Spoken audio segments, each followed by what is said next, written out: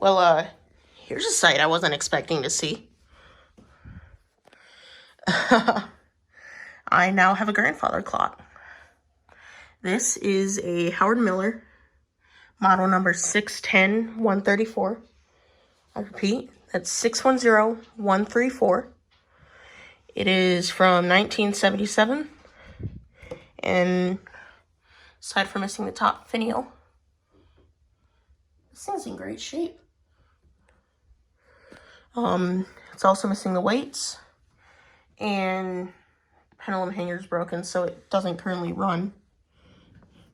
But I can still chime it.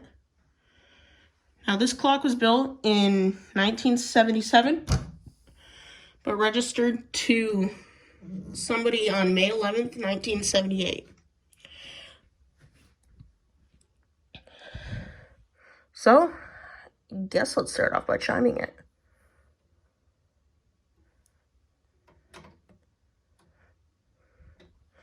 Have to activate it. Do the warning lever to activate.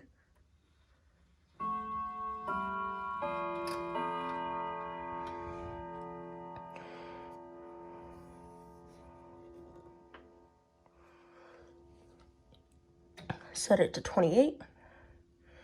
Activate the warning, chime again.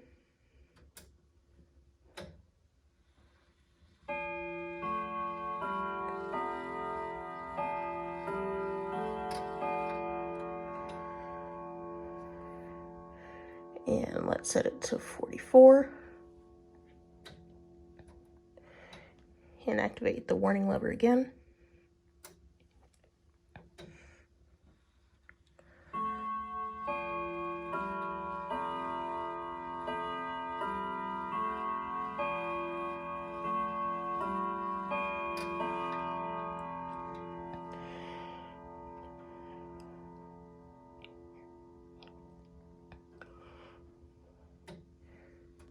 We'll go ahead and activate the warning on the hour.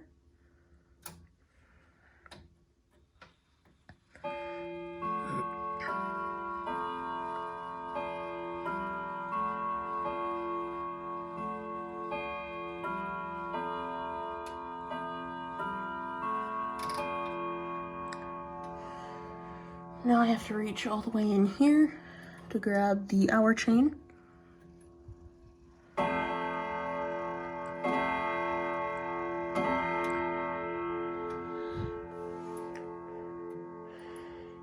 And yeah, that's the front of the clock. Now I'm going to go ahead and take off the back, and we'll just do the lever because it's got one of those. Here's the inside of the back cover with the little manual with a revision date of May 1977.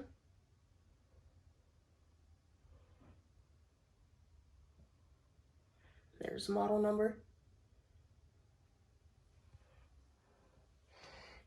And now we're going to activate the chimes through the striking lever.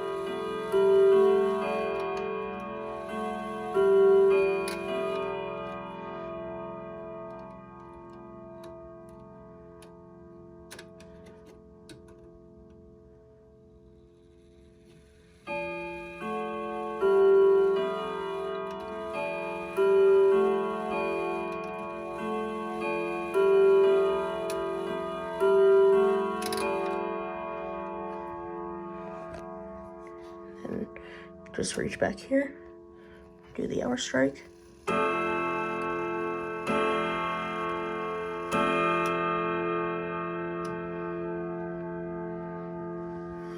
It says model 10A chime block.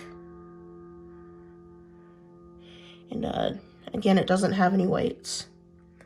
He uses an 85 centimeter, Emily 451-050. It's the original movement with the branding of Howard Miller from 77. And again, uses 85 centimeter pendulum length. Now what's weird, because I haven't seen this on many long case clocks, is look at that. Look at the way that's set up. I don't know if I would trust that, but here we are. Oh yeah, and this looks more like the original for this clock. Probably is. I wouldn't doubt that. And with that, I guess I'll see you next time.